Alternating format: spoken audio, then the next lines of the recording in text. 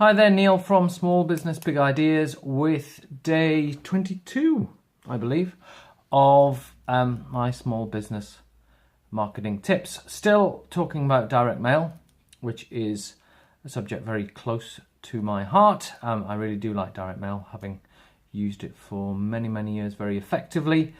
And I think it's certainly something that most small business owners should give serious consideration to using if they're not already. So, today's tip is all about creating impact and using inserts and props and envelopes and things like that to create impact. As I said, I think the very first tip about direct mail, the epic 23-minute video from a few days ago, the very fact of the matter is that say 10-15 years ago, there would have been a hell of a lot more direct mail landing on people's doormats.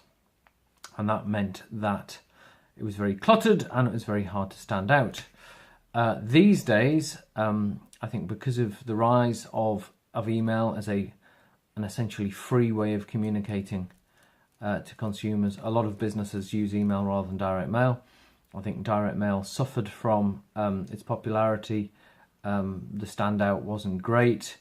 It got the perception of being junk mail, which I reject that term. I think direct mail can be used very effectively and can be highly targeted, and you can be delivering a very specific wanted message to your potential customer. But you've got to do the background upfront bit right. If you get your targeting right, it shouldn't be seen as junk mail. Anyway, that's just a bit of a soapbox thing for me. But the reason I'm saying that is by virtue of the fact that there isn't as much direct mail landing on people's doormats, it's easier to stand out. And then if you take it one stage further, then and you apply some creativity or just go a little bit out of the box, then you'll stand out even more.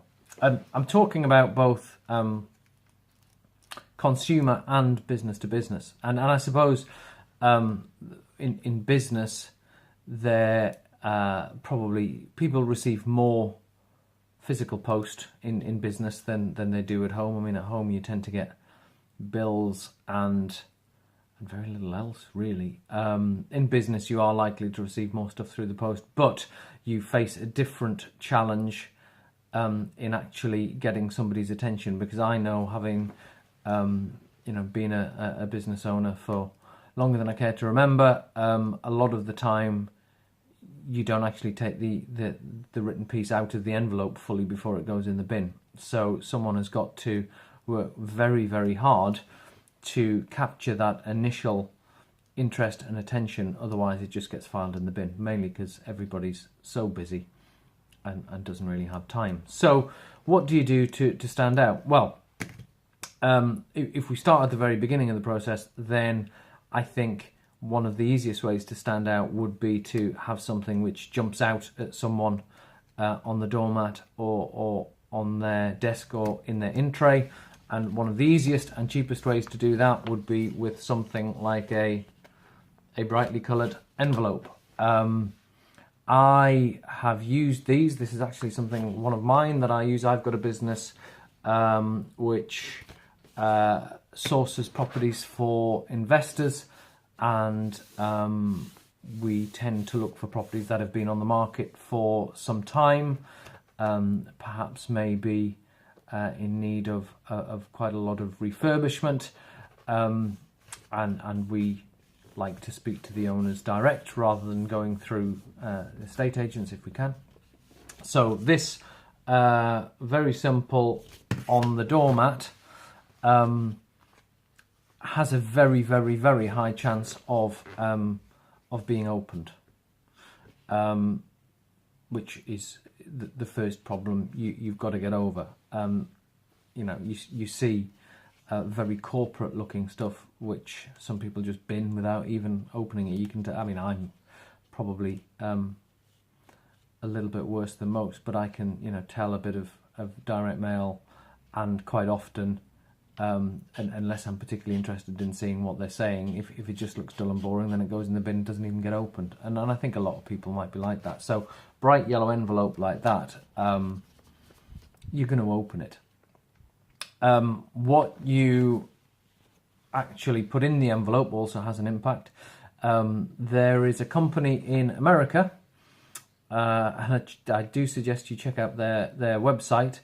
There's a company in America called Lumpy Mail, and their website is lumpymail.com.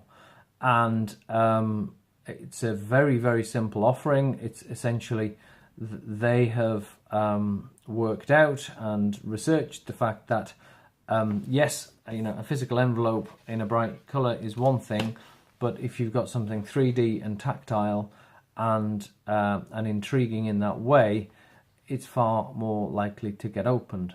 This works especially well for business to business, just equally for consumers. But check out the Lumpy Mail website. It's not rocket science. But if you've got something that is big or bulky or looks like a present or just is oddly shaped, then you're far more likely to open it.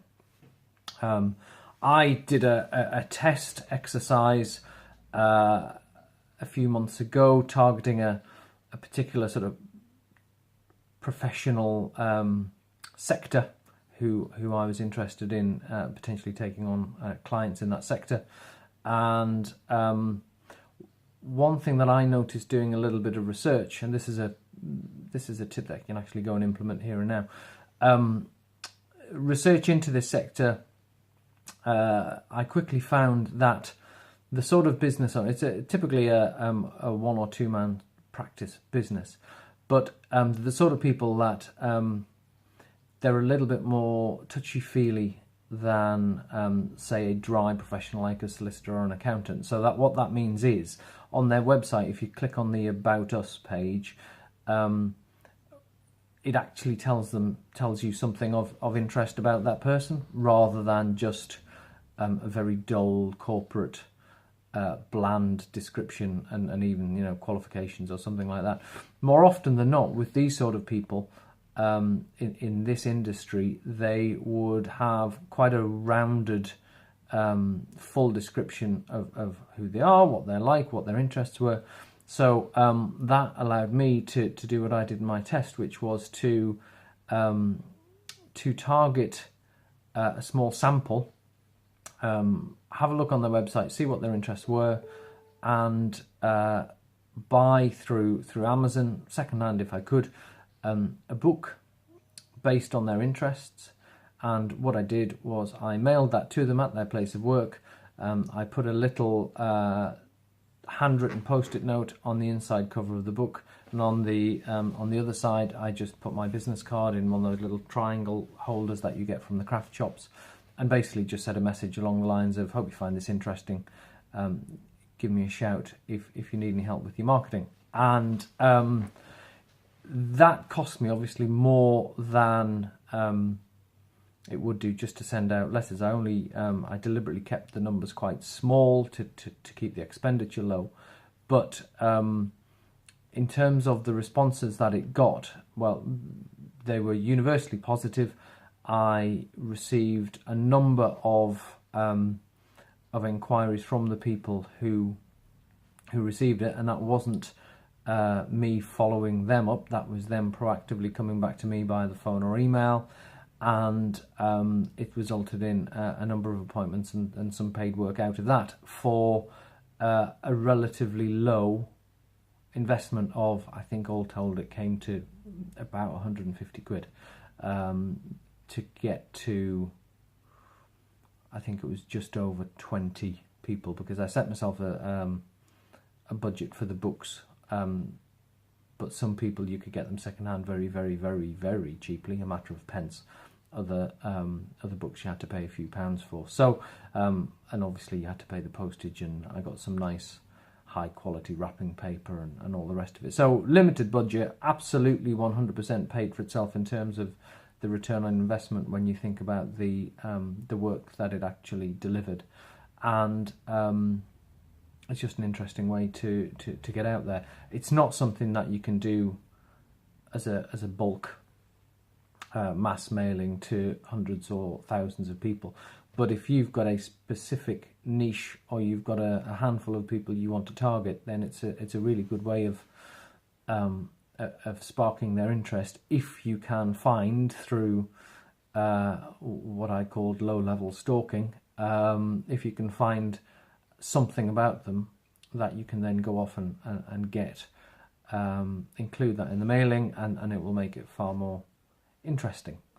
I mean, there are other ways and means of doing that. You don't have to go and buy books and things like that. There's well documented research. If you go online, you will see, if you're wanting someone to respond back to you by mail, then simply including a pen in the mailing will dramatically increase response, and it'll tick the lumpy mail box and get a little bit more interest when it actually lands on someone's doormat or desk. Given what I said about promotional giveaways the other day, you could put a branded pen in there, or you could just go and get a cheap Bic. Whether it's a branded pen or not probably won't make too much difference to the response. It's physically having the pen to create the standout, and to take that one tiny, admittedly, hurdle away of if you want somebody to respond, them having to go and scrabble around and find a pen. That's a well documented way of significantly increasing response rates. So really, with this sort of thing, you're limited only by your creativity. There are other ways of going about it. There are companies out there who, and I've used this method myself. There are companies out there who will produce handwritten letters for you, and that extends to the envelope as well. So rather than it appearing like a dull printed corporate letter with a lasered label or something like that, it's amazing the difference that it makes having a handwritten envelope with a stamp as opposed to something typed and franked. And then if you extend that into the envelope with a handwritten letter, then that certainly makes a big difference. It creates a lot more standout, becomes a lot more personal, and can be quite powerful as a result. So and those letters are physically, it's not a computer program that you make to look like handwriting. It's actually people physically doing the writing.